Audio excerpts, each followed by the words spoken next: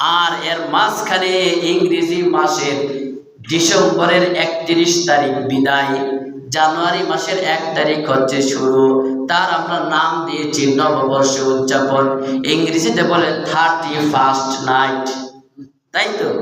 31st night, এটা কি উদযাপন বানিয়ে নিয়েছি? ভাই, ইংরেজদের বানানো, ইংরেজদের বর্ষ, ইংরেজরা 1000 বার তা উদযাপন করবে। এটি তো ইংরেজদের জন্য, ইংরেজরা করবে, খ্রিস্টানরা করবে।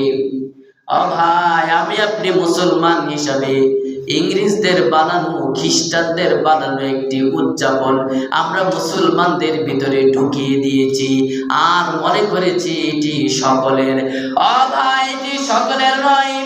31st নাইট, নববর্ষ, শুভ নববর্ষ, হ্যাপি নিউ ইয়ার, এটি কোনো মুসলমানদের বানানো নয়, এটি মুসলমানদের কোনো কাজ নয়, এটি শুধুমাত্র খ্রিস্টানদের একটি ধর্মীয় অনুষ্ঠান। এটি শুধুমাত্র খ্রিস্টানদের জন্য, এটি খ্রিস্টানরা আবিষ্কার করেছে। খ্রিস্টানদের ধর্মীয় নীতি অনুযায়ী এটি তাদের ধর্মীয় একটি উৎসব, এটি তাদের ধর্মীয় অনুষ্ঠান।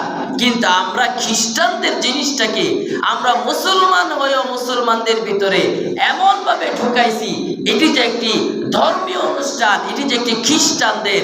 মুসলমানদের অনেক যুবক তা জানেই না যে এটি খ্রিস্টানদের।